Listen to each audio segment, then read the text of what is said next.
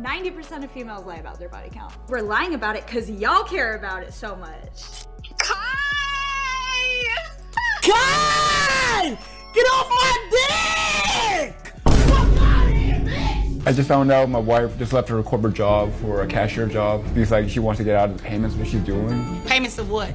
Child support, man. On the day my divorce was final, I'll never forget what my ex said to me.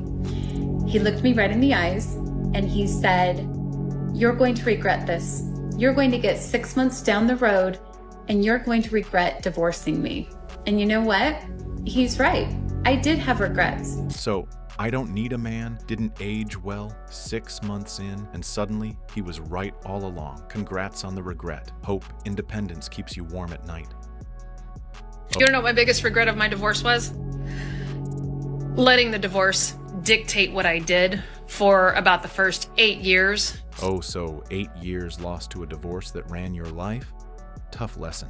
To the woman that say, I don't need a man, analyze that statement. I said it for many years. I would end up in relationships. The man felt unneeded and he cheated on me because I was never going to marry him anyway, but it hurt. She made sure he felt unneeded, then acted shocked when he moved on. And now, the regret tour begins. I'm sorry, who are you? Casey? Casey? I don't know who you are, I'm not gonna lie. You want me to FaceTime me?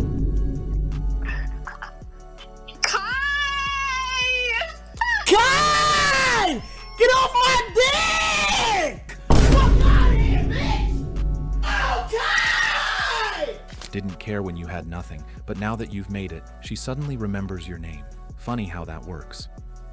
Fellas, if she wasn't there before, don't let her in now. 90% of females lie about their body count. We're lying about it because y'all care about it so much. That's the only reason why we have to lie, is because we're competing with these other bitches who haven't had as much sex as us, and guys find that more attractive, so that we gotta be like, oh shit, I haven't slept with that many people.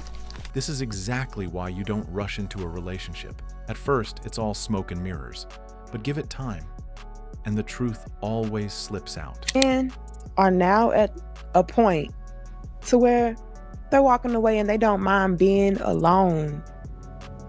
Y'all have messed it up. Women, a lot of us have messed it up.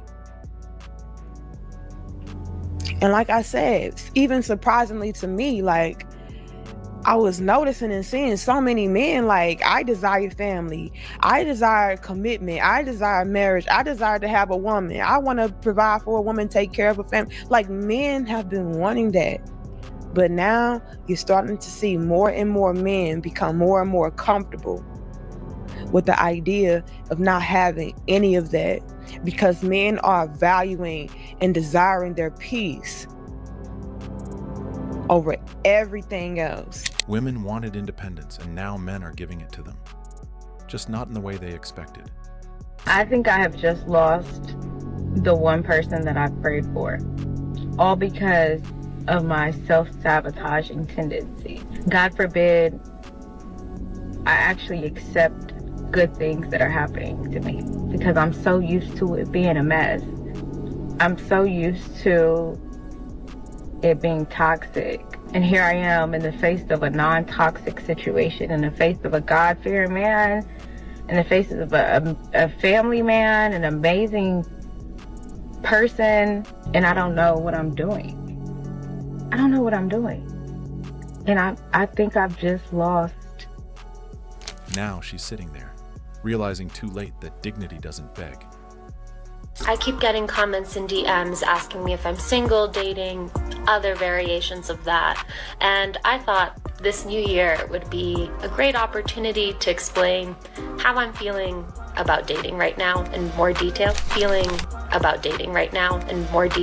Let's say I pull out a jar and I go, guess what? There are 10 M&Ms in this jar. And you go, Laura, that's amazing. I love M&Ms more than anything else in the world. And you're like, yep, get in here and pick out your M&M so you can be happy for the rest of your life. And then so you stick your hand in there and all of a sudden you're in horrible pain and you go, hey, what the? And I go, oh my God, I forgot to mention, also in the jar, it's filled with maggots and needles and acid. But keep sticking your hand in there. It's worth it to find the M&M. So you keep sticking your hand in there, but the maggots bite you or whatever maggots do, and the needles stab you and the acid burns you. So you tell me, hey, this isn't fun for me at all. So I say, well, I think you're just really bad at picking out M&Ms, and it kind of seems like you like getting bitten and stabbed and burned. But you need to get back in there because there are millions of other hands looking for those M&Ms. Here's some advice from people who found M&Ms before years ago, even though it sounds like they're not M&Ms at all. And so you keep trying, but you realize that every single time you stick your hand in here, you're just getting hurt. And every time you pull your hand out, it's getting more and more disfigured, and you're starting not to recognize yourself. And there was this one time you thought you found an M&M, but it was a maggot pretending to be an M&M for some time. To do this anymore, it doesn't seem worth it for the M&M. And I go, no, you don't understand. You won't be happy and fulfilled until you have an M&M. Also, you're going about it all wrong.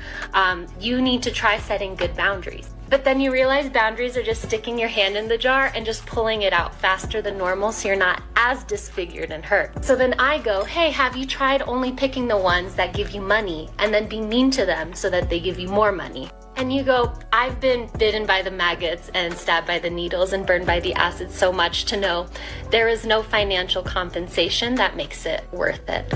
Also, I can't even find a normal M&M. How am I gonna find an M&M with money? So then I call you a pick-me that deserves to get hurt because you won't evolve your M&M picking strategy with the times. Hey, doesn't that make you want to punch me in the face really, really hard? Did I mention that? I'm really confused. Am I being dumb? I'm really confused. All the while, the maggots and needles and acid are screaming at you that you're too stuck up and you need to lower their standards and be their surrogate mommy, or else you're gonna die alone. But don't worry, they want you to stick your hand back in the jar because they're not gonna bite and burn and stab you like those other ones did.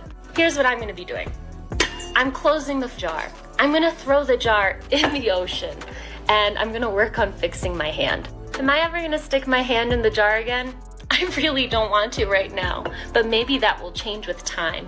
But I think right now I'm tired of being told that I'm not good at picking M&Ms and that my standards are too high just because I want to be with someone who is kind to me and treats me like a human being.